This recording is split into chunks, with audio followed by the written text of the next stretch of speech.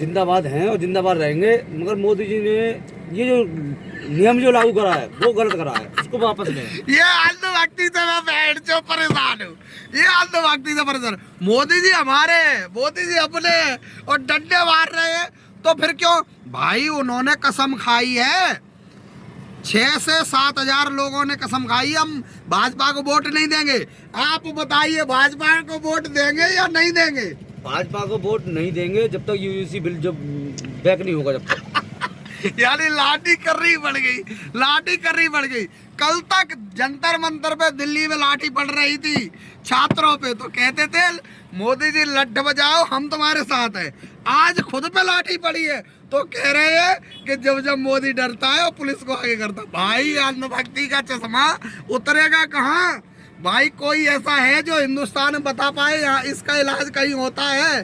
एक बात बताओ, तुम्हारी सरकार तुम्हें डंडा बजाया और तुम ही कसम खा रहे हो कि हम वोट नहीं देंगे, और हम कह रहे हैं कि वो सही है या गलत है, तो ये कह रहे हैं कि मोदी जी सही है, भाई बस बिल वापस कर ले, यही बात है। मोदी जी ये समझ लें कि सरकार बनाने वाले हम ही हैं और गिरा भी हम ही सकते हैं, तो कायदा में रहिए और जो यूजीसी बिल है जो भी है उसको वापस लीजिए, नहीं तो जो 27 का जो वो जो सपना सोच के बैठे हैं ना आप, कहाँ मिलेगा आपको?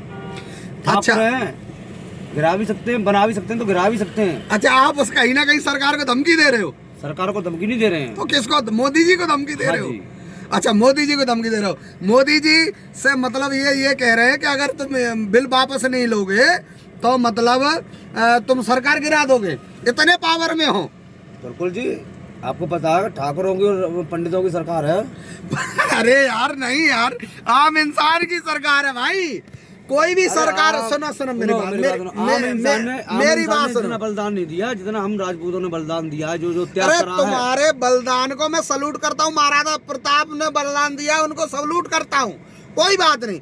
पर बात ये हो रही है, बात हो रही है शिक्षा की, विकास की, भारत की, भारत के नागरिक की, भारत की नीतियों की, भारत की सरकार की बात हो रही है। समझो बात को।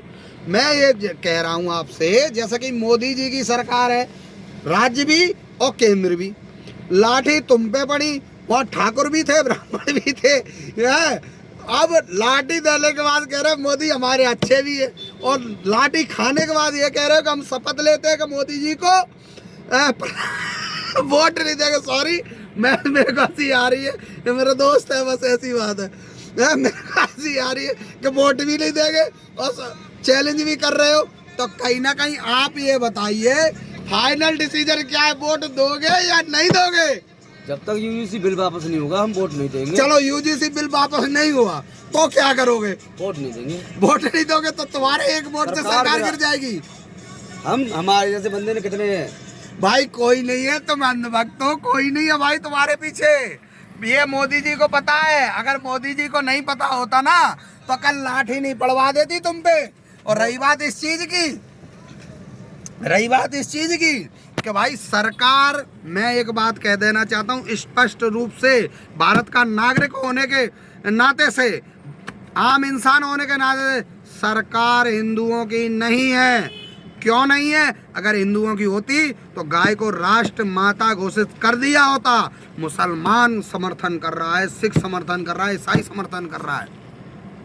अगर सरकार हिंदुओं की होती तो शंकराचार्य भगवान को कोई अपमानित नहीं करता। वो अभिषेक ठाकुर नाम का एक लड़का है, वो ये कहता है हम शंकराचार्य भगवान को शंकराचार्य नहीं मानते। तो मैं कहना चाहूँगा वो उस बंदे को माफ़ी मांगनी चाहिए उनसे। और मैं ये भी कहना चाहूँगा, क्योंकि मैं एक पत्रकार होने के नाते से मैं ये कहना चाहूँगा कि भाई जो गलत है उसको गलत कहिए, जो सही है उसको सही कहिए।